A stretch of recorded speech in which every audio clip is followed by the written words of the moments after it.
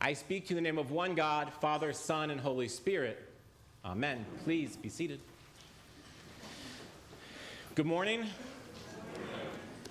Happy Father's Day / Juneteenth Sunday / Pride Sunday / Hurricane Stanley Cup Celebration Sunday / Winter Solstice, Summer Solstice / what else am I forgetting? Oh, and the Knicks, the NBA Championship Knicks Sunday. And I think the Carolina Tar Heels are playing in the College World Series as well. So there's a lot going on. Sometimes preparing for a sermon is very easy. There's a clear message in the scriptures. There's some nice text to support it. There's something going on in the community. And then there's Sundays like this Sunday, where there's so much going on in our lives. There's so much going on in the world around us, be it war and conflict and economic stress and everything else. And there's so much going on in many of your own lives, personal tragedies and traumas and struggles and everything else that's going on.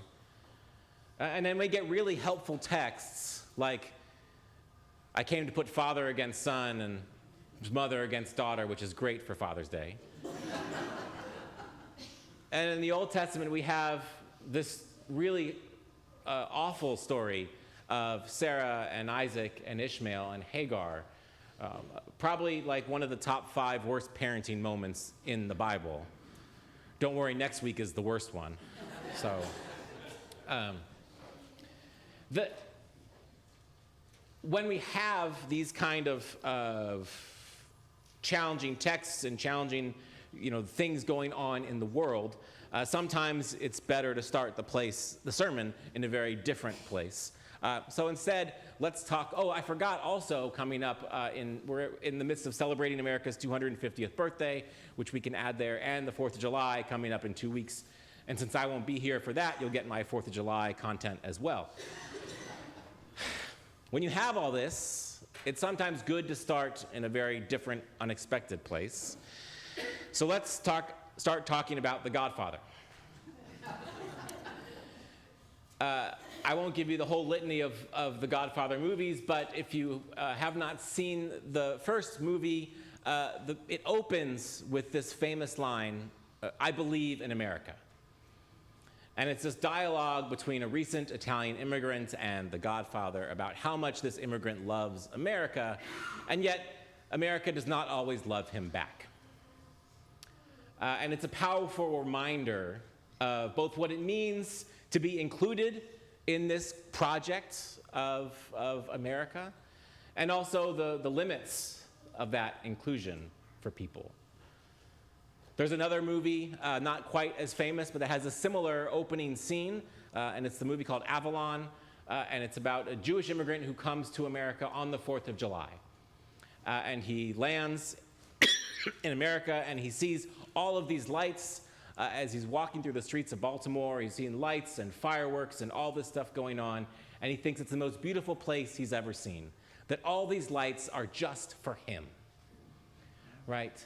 And that's a moment when he realizes that he is American, that he is included in this project. Many of us have our own stories of when we felt included in the American project. For those who are first-generation immigrants, it often has to do with how you came here. My father-in-law shared a story the other day, and it was just a picture of a shortwave radio. And he still has it in his house. It sits on the dresser in their bedroom. And it's through that radio, when he was in Nicaragua, that he heard that he could be evacuated to the U.S. And it was a Voice of America broadcast from some satellites or satellite dishes in Greenville, North Carolina, ironically where they live now, that were broadcasting this message to Central America. And so he and his wife heard it, and they were able to evacuate before he was arrested, and they were able to come to the U.S. And so he shared that picture, and then he shared a picture the same day, many more than that. 40 some years later, of his second granddaughter's high school graduation and all the family that he had built around it because of that radio. And that was his moment that he knew he was part of this American project. And I invite you to just consider that what that story is for you when you felt like you were really part of this thing. For many of us who were born here, sometimes that's the 4th of July. For me, it was a 4th of July moment, but not in this country. I was a junior in high school. My high school class, a bunch of people were going to Spain on a program for the summer, and it was very expensive, and I told my parents I wanted to go, and they said no. But they said, our church is sponsoring a missionary family in Honduras, and we're happy to send you there. So I went to live with a missionary family in Honduras. Turns out a much better way to learn Spanish than to be with a bunch of Americans in Europe. But I was there on the 4th of July, and so I asked the family I was with, I was like, are we going to do anything to celebrate? And they said, well, the embassy has a big party for all the Americans in country on the 4th of July, but we're not invited because they don't like us. So we couldn't go. And instead, we had a party on their block. We had Honduran tostadas and beans and rice and a big celebratory meal. We played baseball on the street with a bunch of neighborhood kids. And it was one of my favorite 4th of July moments ever, even though we couldn't see the fireworks from where we were because they were so far away. And it was also a reminder that I hold within me two identities. I'm an American, I was born here, but I'm also a Christian. And there are going to be times in my life where those come into conflict. My faith and my nationality are going to come into conflict, and I'm going to have to make a choice. And in that moment, the choice was to embrace my faith, right? To be with the people we were there to serve, the people we were there to mission to, and be part of building this community, and not try and go be part of this other thing. And I think that when we read the gospel from this morning, this story of Jesus talking to his disciples about all this division, we have to be mindful of that this is what he's talking about. That when we have accepted Christ as part of our lives, and we have been baptized, and we have been washed in his blood, we become part of this Christian community. Which means that we carry that identity within us before anything else. And he's not saying that you can't love your parents, and you can't love your children, and you can't love your family, but that our primary identity is as Christians. And so that is something that we do together. Ideally, hopefully, we do it with our family, but not always. And that we are called to go out and proclaim the kind of love that Christ proclaims to the world. Where people are invited into this community, no matter their race or color or creed, that they're invited to share God's love and to be a part of Jesus' story. And that's an identity we all hold within us. Unfortunately, we all also hold other identities within ourselves, right? And sometimes those come out too. And we see that in this first story in the Old Testament of Sarah and Hagar and Isaac and Ishmael and Abraham. And this really is a troubling story, and it's okay to be troubled by it. I'm troubled by it, and you are invited to be troubled by it as well. That Sarah, having just given birth to Isaac and celebrating the birth of her son, sees her son playing with this other boy, who is her stepson, Ishmael.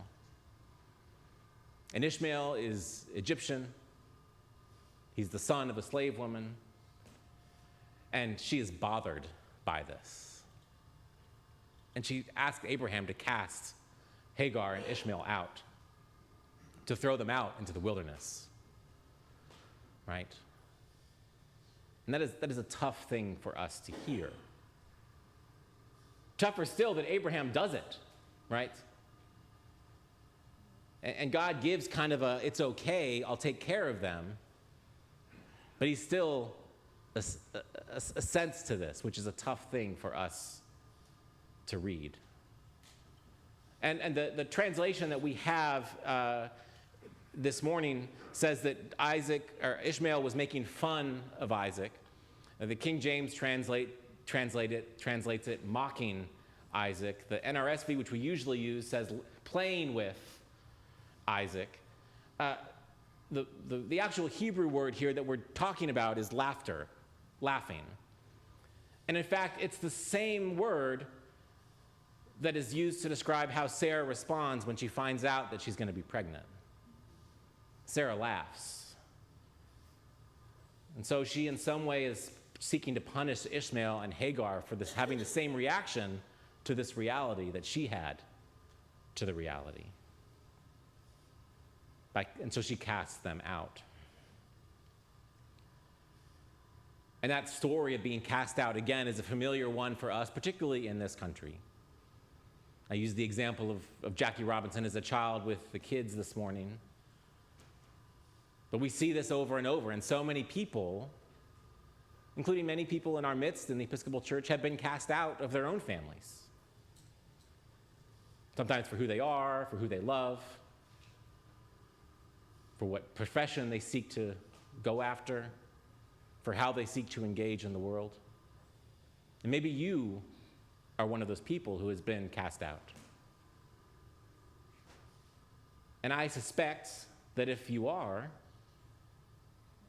this Old Testament reading sounds a lot different to you. The first part feels very familiar, but the promise of God coming to Hagar in that moment of weakness, in that moment when she has given up on everything, and saying, don't worry, don't fear, I will take care of you. That is the promise that we as people of faith are to offer to those who have been cast out. That should be our response to those in our midst who have been cast out of families, been pushed out of society, been pushed out of the world. To offer that kind of inclusive, overwhelming love. And sometimes that's where our Christian identity gets in the way of our American identity, right? Especially at a time when there seems to be so much division.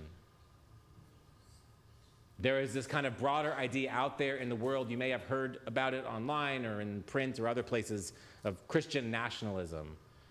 And the deep irony of Christian nationalism is that, especially for Americans, it's neither Christian nor national. Nationalism is the idea that, a group of people are joined together by common bonds, which in other countries makes a lot of sense. And here, we're all from different places. We're all from different identities. The only people who can truly claim this land as a nation, we forcibly removed about 150 years ago. And we're still fighting to take back some of their land. The concept of America as a nation is not one of the people who share a common blood or a common soil, but a people who share a common hope, right? A hope that we describe in our Declaration of Independence, a hope that is just outlined in our Constitution, a hope that's outlined in all those who came before us. And in my ancestors who found their Americanness, whether it was when they signed up to fight in World War I or to fight in World War II. And your ancestors, however, they found their Americanness. But it was a belief in a common project. But Christian nationalism is also not particularly Christian. Because as we've already said, the Christian love that we are to embody is the one that seeks to invite all into God's kingdom. Not one that limits God's acceptance based on skin color or background or nation of origin or anything else. That God's love is freely open and acceptable to all who invite Christ into their lives, who come to this place for baptism, who come to this table for communion. That this is what it is to be a person of faith.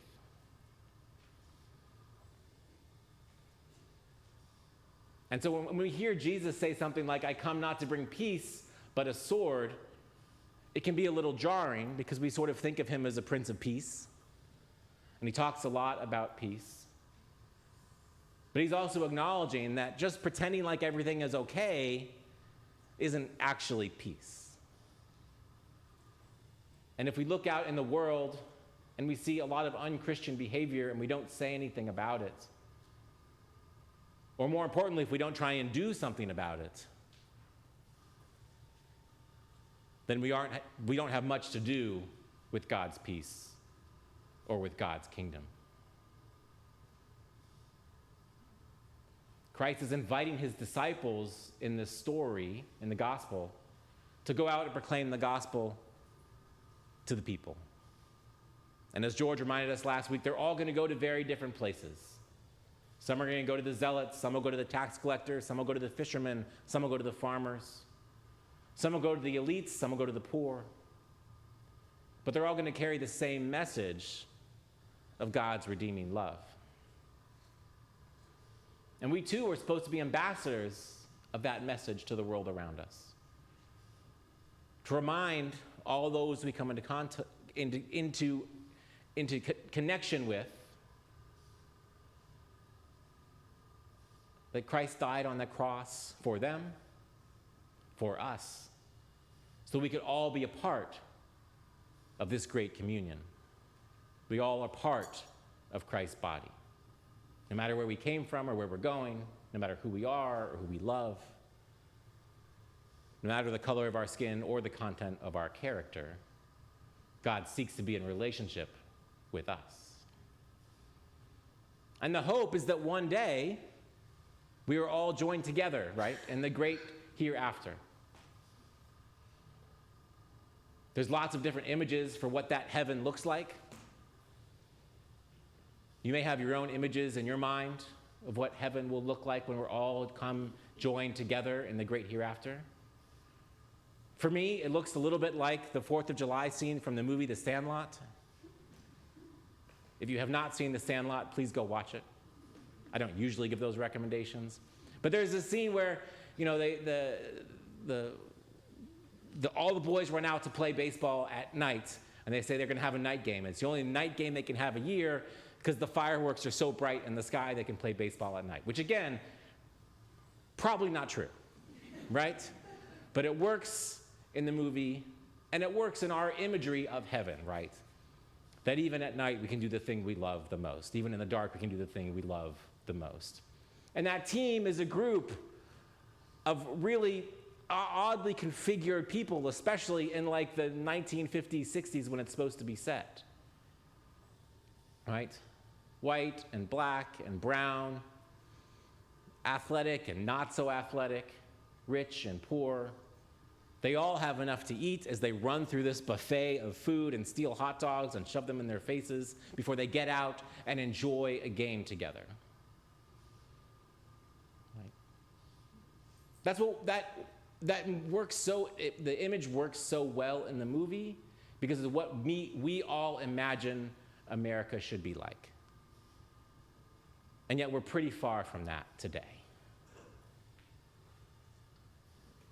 And it works so well in our minds because maybe what we hope heaven looks something like. Maybe not baseball for you, I get it, right? Pick a sport or an activity or something else. But someplace where we're all together, finding joy and love and commonality, despite all of those differences. And maybe not despite the differences, but because of the differences, we find that joy. That is the relationship that Christ invites his disciples to. It's the kind of relationship that we are invited to. And it's the kind that we're supposed to carry out and share with the world. Amen.